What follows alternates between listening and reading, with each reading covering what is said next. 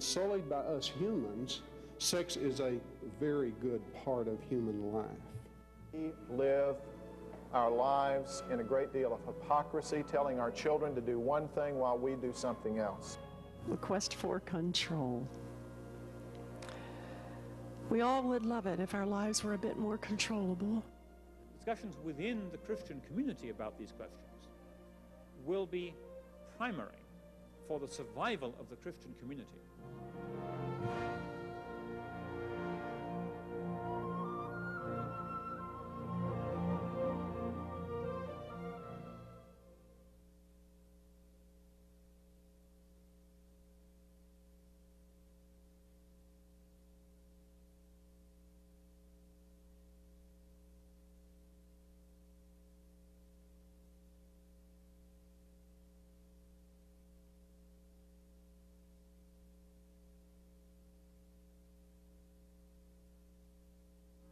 The question which I have been asked to address this morning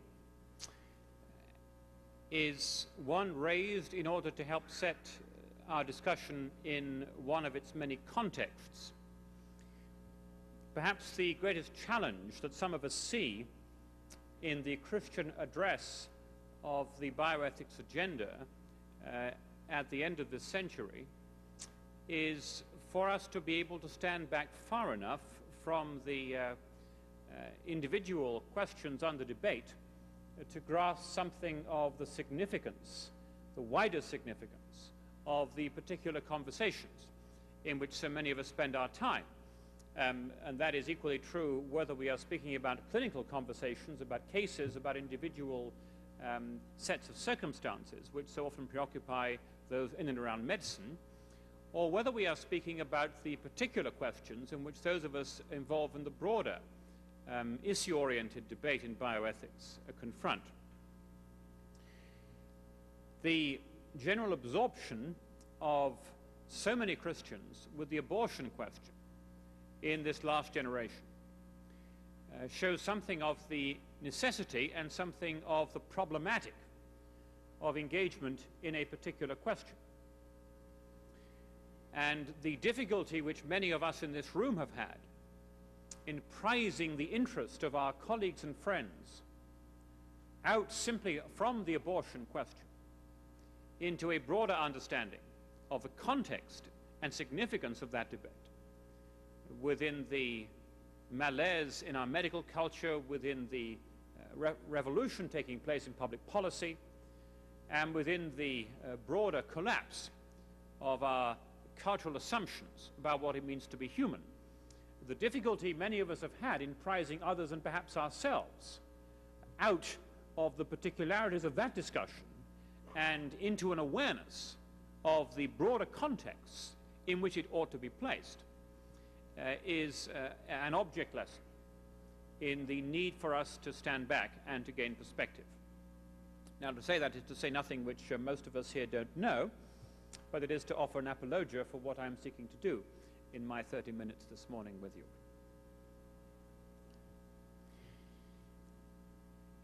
To take the broadest context, by way of introduction, the end of the 20th century offers us, perhaps above all else, an opportunity for conscious reflection on the fundamental significance of technology for human values.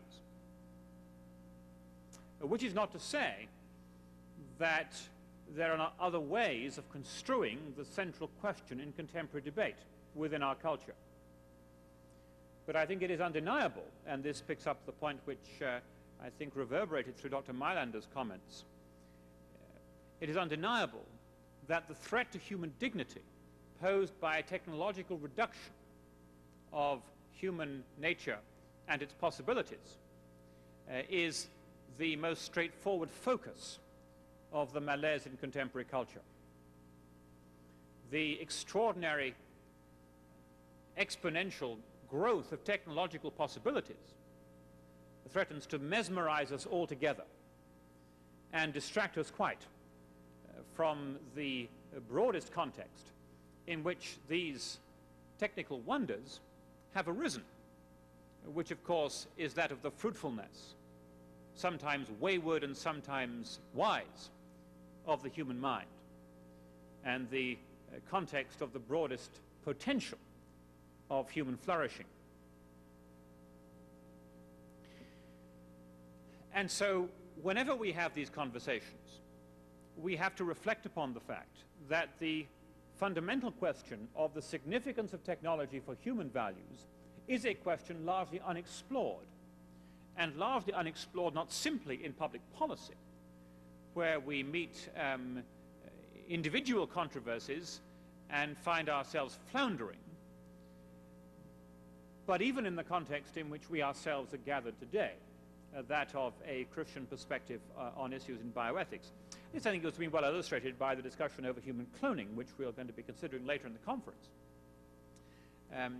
I have been taking part in some of these conversations and have been interested to find the way in which the agenda of the biotech industry, who have been lobbying hard on Capitol Hill to ensure that whatever legislation finally eventuates, it will not prevent research on the cloning of human embryos. The significance of that lobbying from that perspective on a debate about human values, which of course is a very different kind of significance to almost all those involved in the discussion who are not working for biotech companies. We find ourselves floundering because we have an essentially unexamined question confronting us, even as a Christian community, and that is the question of the significance of technology for human dignity. And so, of course, we find ourselves confronted with the kind of fait accompli to which we have been referring. I have my own examples, as we all do. I mean, one of the most interesting phone calls I have ever had, I received 6 or 7 years ago, shortly after I arrived here at Trinity, from an elder in a large church who said that he wanted advice because the deacon board was being asked to fund the hospital costs of a member of the congregation who was pregnant and had preeclampsia.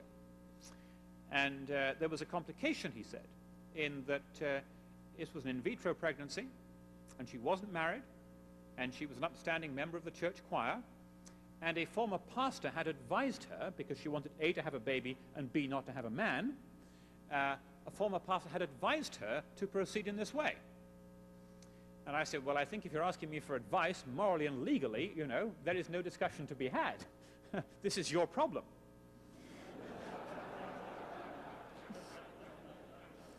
It is interesting the way in which, when you talk about a problem, it can sometimes resolve itself. We find ourselves confronting the outcome of a set of unexamined assumptions about the significance of technology for human values, human dignity, and of course for the attempted solution of genuine and often enormous human problems. And part of the tragedy of this debate is that many of us come across week in and week out the results of attempts to short-circuit the resolution of serious human problems by the application of unexamined assumptions and a naive expectation that there are quick fixes to be had.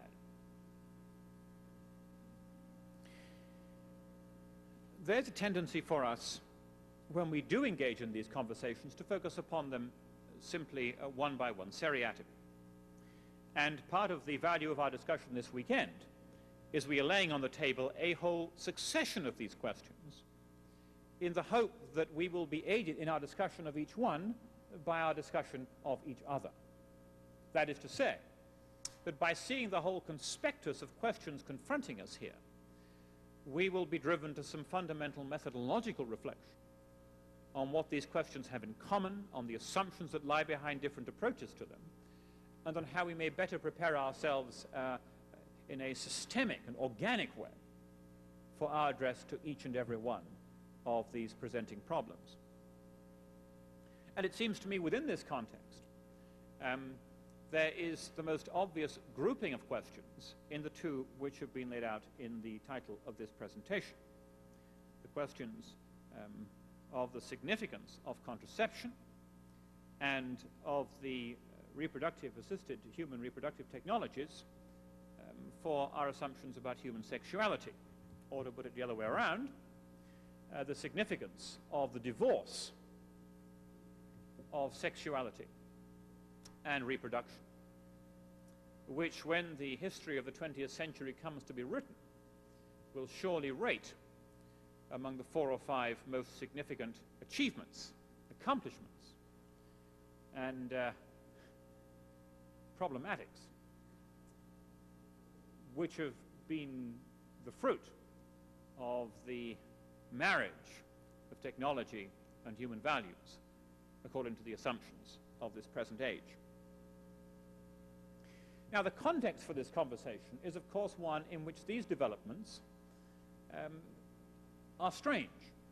That is to say, we are the legatees of a culture in which certain fixed assumptions have influenced the identity of that culture to a remarkable degree.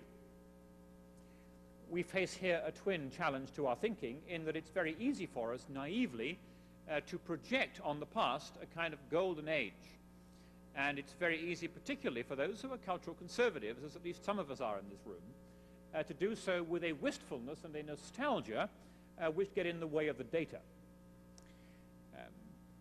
If you know something of the character of the earlier generations of our culture, you are of course aware there was a time, at least after the closing of the gate of the Garden of Eden, when all was well.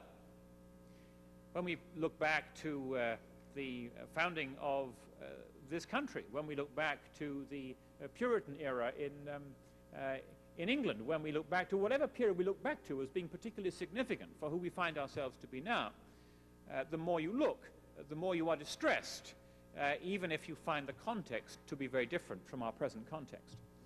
I don't know whether any of you has read one of the most interesting books in recent years, Gertrude Himmelfarb, the distinguished historian, her book on the demoralization of society, which is an historian's reflection on the collapse of the moral structure of the West.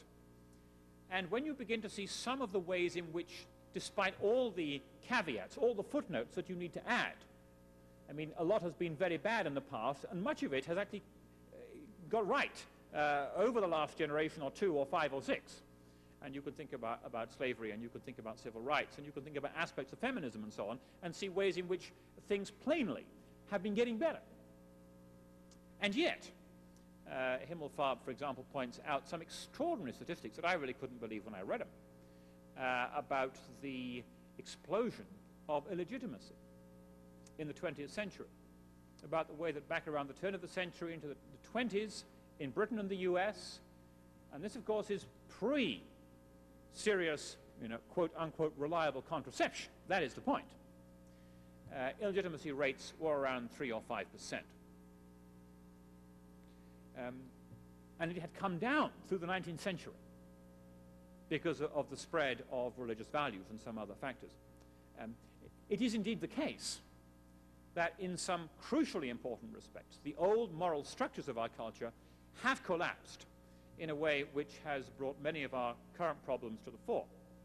The point that I wish to make is that without a naive golden age kind of view, we can very properly look at the past as the bed in which the future is laid. We can look at the past and seek to understand how we are now in its light. And it's very difficult to understand anything in the present cultural context in Western civilization without seeing it either as the direct lineal descendant of the ancient values of this amalgam of classical and Judeo-Christian civilization, which we call the West, or as a declension and denial of those values. There is little enough in our culture today which is not the one or the other, which is one reason why we have a much more interesting and informed way of reading what is taking place in the culture than those who have no sympathy for its past, because of course it is very much in their interest to deny the continuities and the discontinuities as they seek to interpret the present. We go back into our culture and we discover the fundamental conjunction, if we may use the word, of sexuality and reproduction.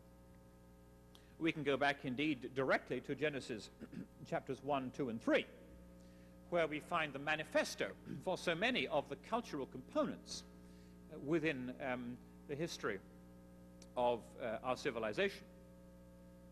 We can go to Genesis 1 and see the command to multiply. We can go to Genesis 2 to see the first institution of marriage, as our Lord himself refers to it, the leaving and the cleaving, the unitive.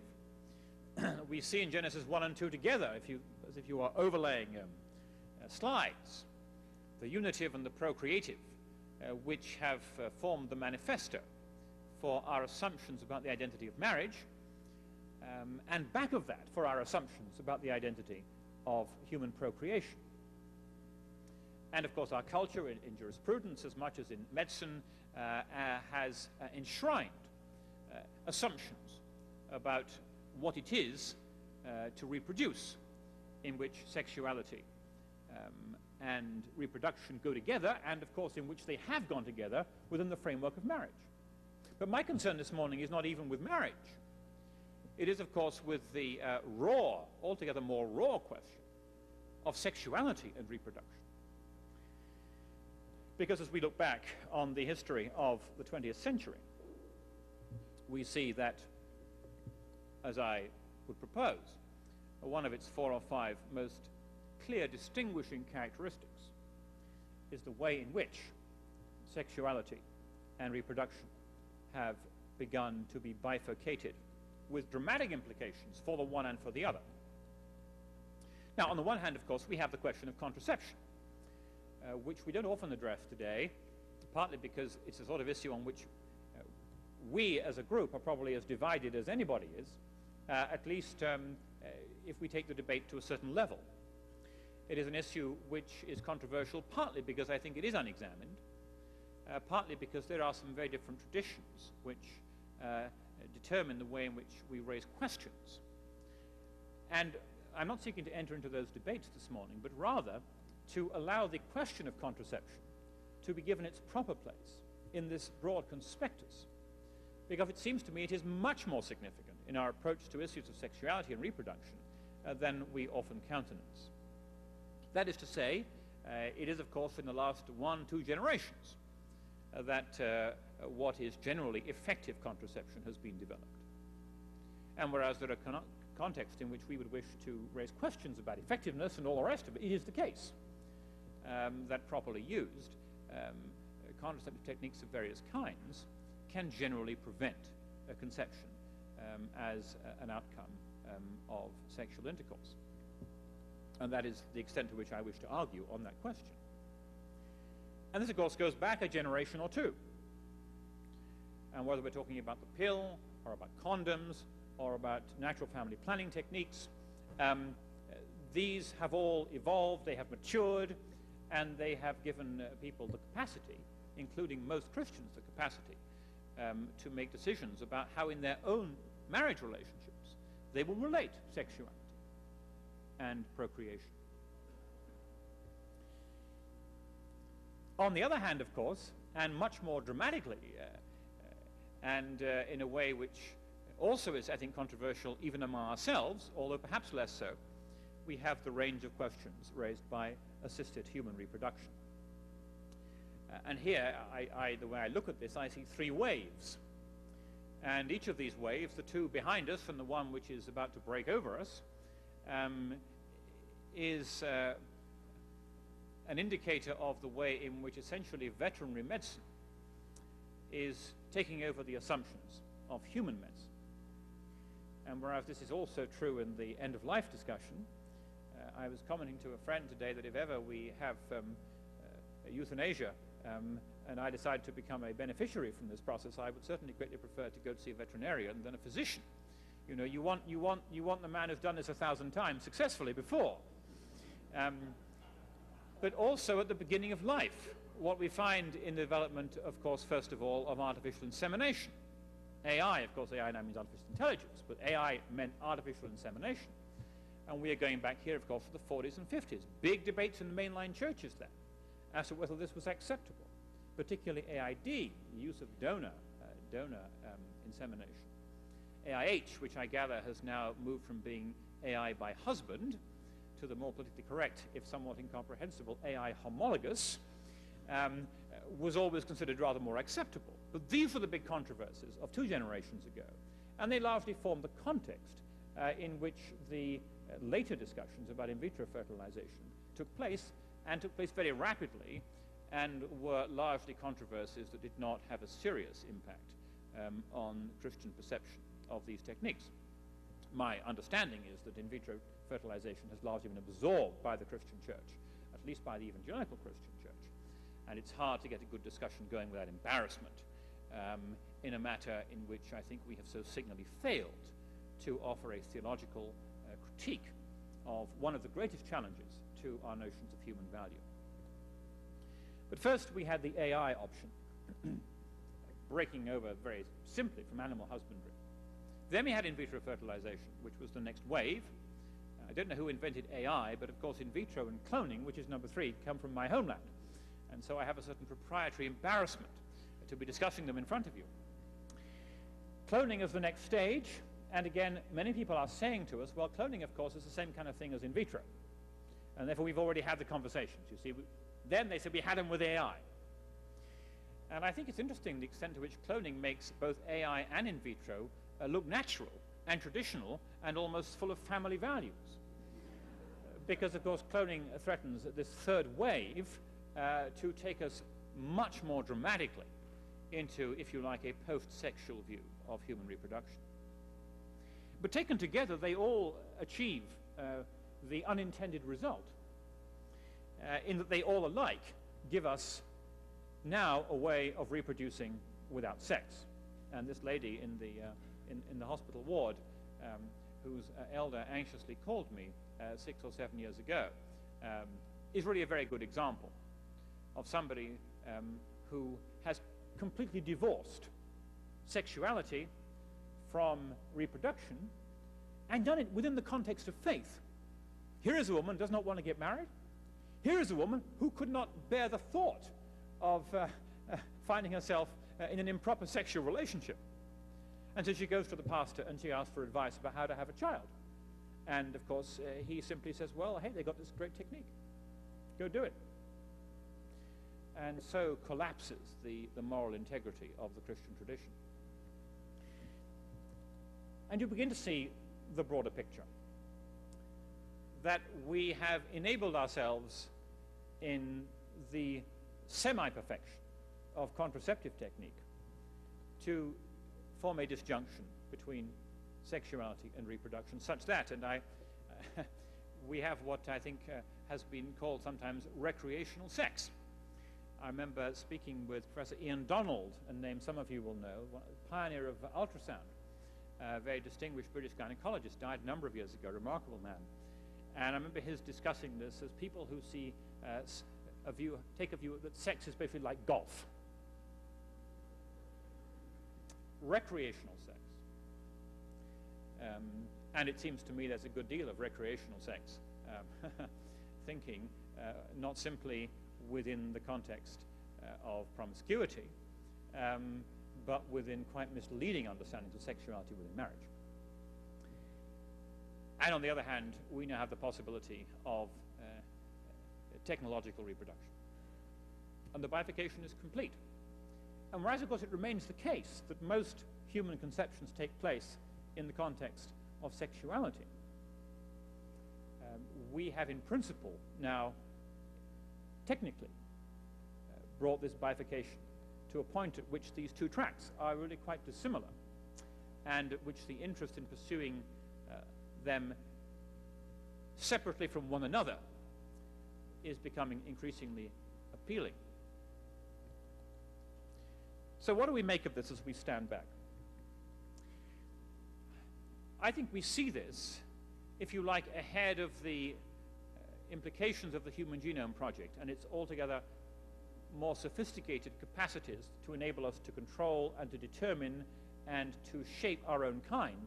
I think we see this as the first fundamental break which the human race has made with its biological identity. I think we see this as for good and bad reasons, and involving techniques, some of which we may wish to decide are entirely acceptable, and this is without prejudice to that question. We see this as a whole as a dramatic shift in the history of our species, in which we have determined that because we can, we shall distinguish the unitive and the procreative, the sexuality and the reproduction, in which we are beginning to reinvent our species. And wherever we might say, and this is my one comment as to the substantive questions in both of these related conversations, whereas we might well wish to say that within the framework of a proper understanding of the interconnection of the unitive and the procreative, that the use of some contraceptive techniques, whether so-called natural or so-called artificial techniques, and my own view is that the disjunction between those two is not as great as some would suggest. And by the same token, the use of some assisted reproductive techniques. The easiest case would be using AI or indeed using in vitro in the context of marriage, when the gametes are from the two, the birth and social parents. That this is not to say, and this of course is the fundamental challenge of our engagement with technology, this is not to say that there is a necessary impropriety in these techniques if they are placed within the context of a proper vision of the identity of human nature and its sexuality and its reproductive potential. But it is to say that once we break with that matrix within which to view the possibilities of these technological aids, then not only will they undermine this existing vision of the identity of human being and our sexual and reproductive capacities, but they will exacerbate and catalyze the broader process of cultural change in which those assumptions have been so central. As we look ahead, the view that some of us take is that aside from the public policy discussions, the discussions within the Christian community about these questions will be primary for the survival of the Christian community as something other than a post-Christian and secularized set of institutions. And grasping the connection of these two discussions and their broader connection with our engagement with technological possibilities at a time when our Christian critique of technology is typically sliding off to the Luddite end with a Unabomber, or sliding off to the entirely uncritical end like so much of the North American Christian community. Our failure to engage a judicious critique of technology and its implications for human nature is brought into sharp highlight. And unless we can address that discussion, not only will we not be disentangling the interconnection of these questions in a way which is prudent, but neither shall we be in any position to address the yet more demanding questions, which will be following as the Human Genome Project, with its capacity for the wholesale reinvention of human nature, comes onto our agendas, as it typically will through phone calls from elders and pastors about faits accomplis within the Christian community.